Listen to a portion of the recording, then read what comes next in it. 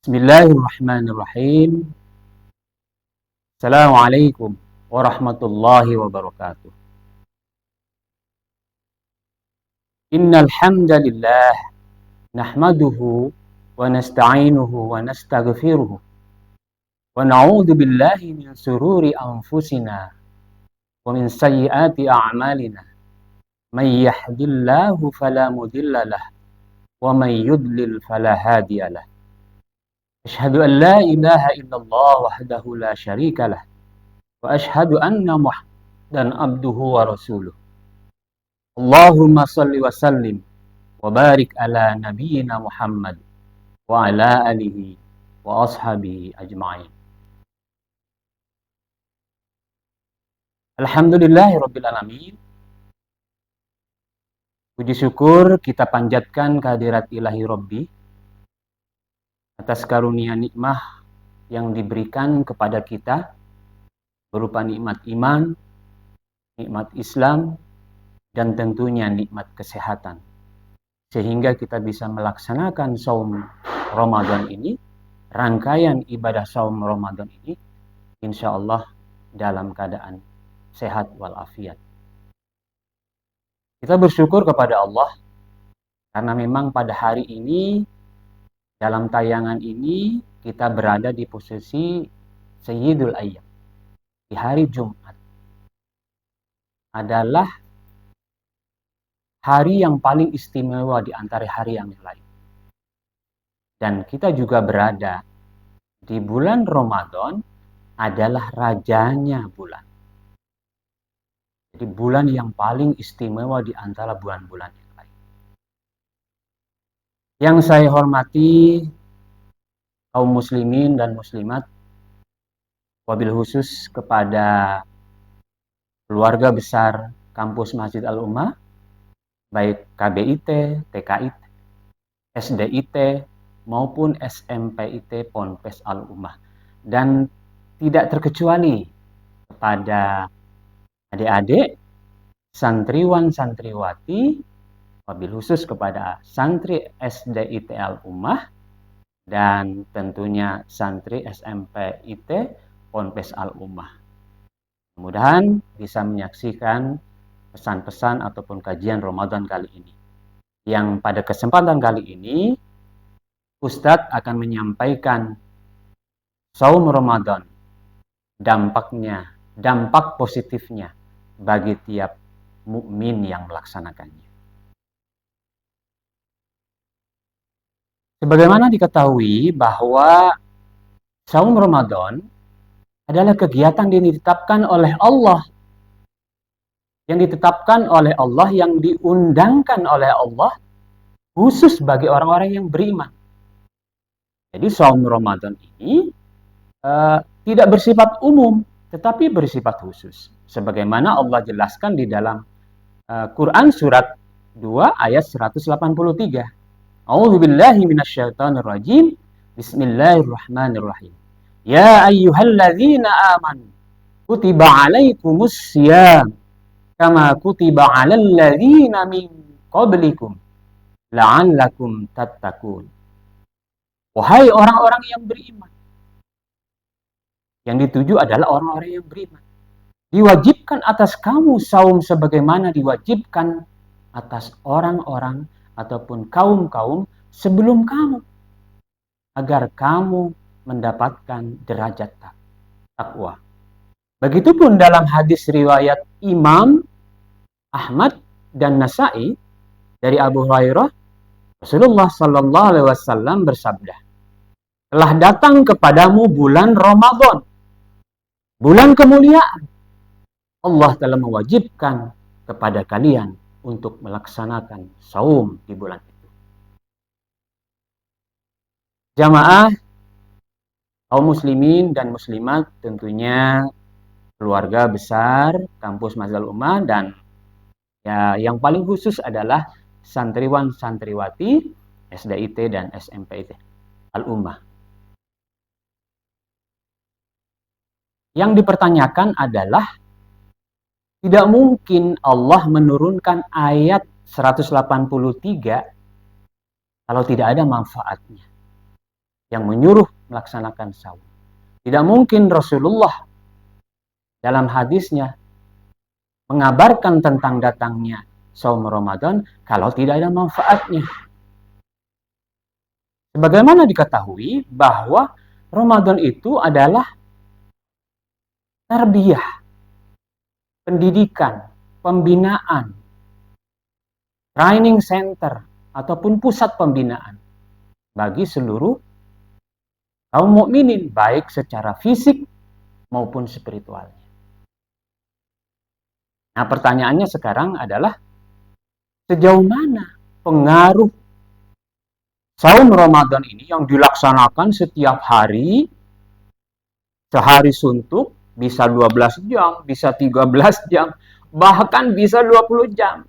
Tergantung geografis daerahnya masing-masing atau negaranya masing-masing. Dan kebetulan kita alhamdulillah berada di pertengahan antara 12 jam sampai 13 jam.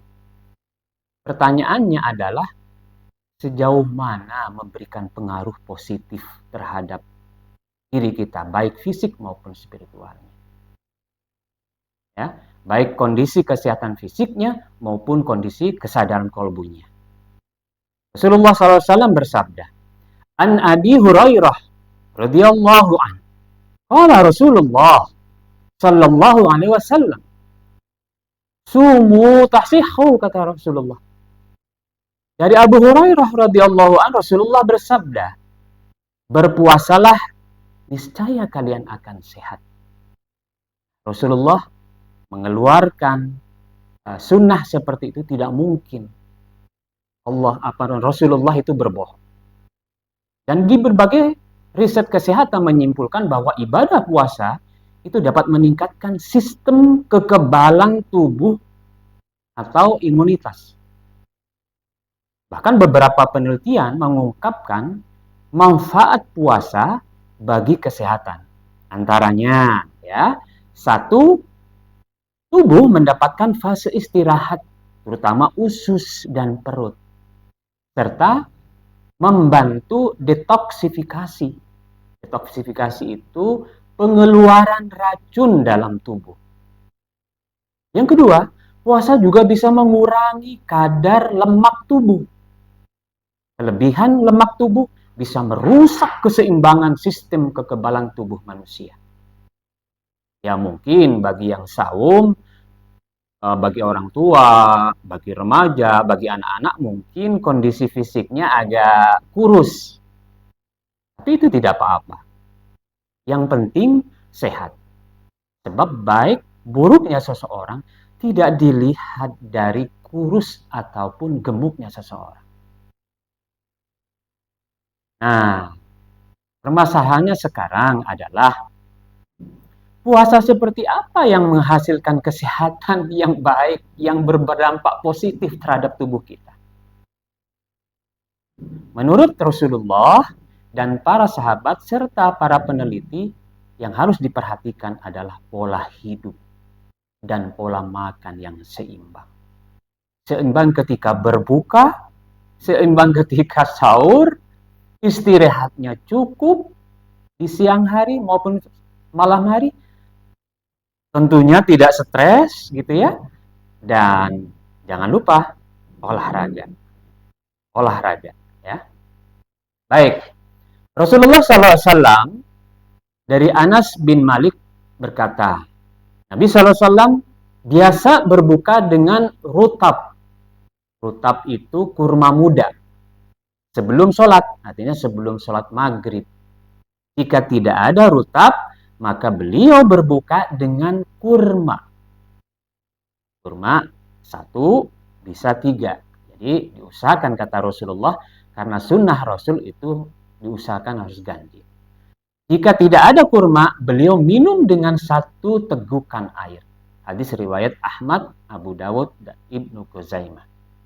Nah, selanjutnya, bagaimana pengaruh saum terhadap kondisi kesadaran manusia? Harus diingat bahwa esensi saum itu adalah bukan hanya menahan lapar dan haus. Bukan hanya itu. Rasulullah SAW bersabda, Hadis riwayat Bukhari dan Muslim. Puasa adalah perisai, kata Rasulullah. Jika salah seorang dari kalian sedang berpuasa, janganlah berkata keji, janganlah berkata kotor dan berteriak-teriak. Jika ada orang yang mencecarmu atau mengajak kalian untuk bertengkar, maka ucapkanlah kepada temanmu, ana shaimun, aku sedang saum atau aku sedang berpuasa. Nah, junnah dalam artian perisai adalah melindungi seseorang hamba sebagaimana perisai yang digunakan untuk melindungi dari pukulan ketika berperang. Maka demikian pula puasa akan menjaga pelakunya dari perbuatan kemaksiatan dan kemungkaran, dari segala bentuk penyimpangan, dan dengan sendirinya akan mampu memperlihatkan kedewasaan berpikir, ya, kedewasaan dalam bersikap. Nah, itulah yang disebut di dalam Al-Quran selanjutnya, Al-Baqarah ayat 186. La'allahum yarsyudun. Jadi, Ramadan itu tujuan keduanya, di samping la'allakum tattaqun, tujuan keduanya adalah la'allahum yarsyudun.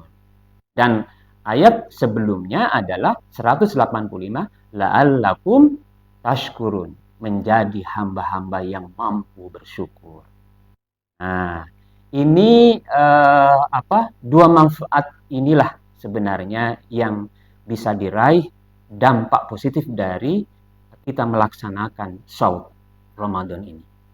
Maka kesimpulannya yang terakhir adalah shaum itu ada shaum negatif, ada shaum positif.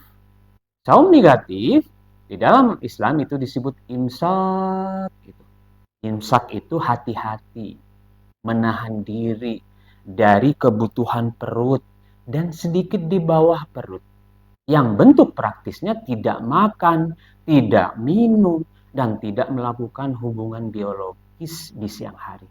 Sejak terbit fajar sampai terbenam matahari. Dan apa shaum positif itu? Nah, ini shaum yang sebenarnya, yang disebut dengan istiwaun.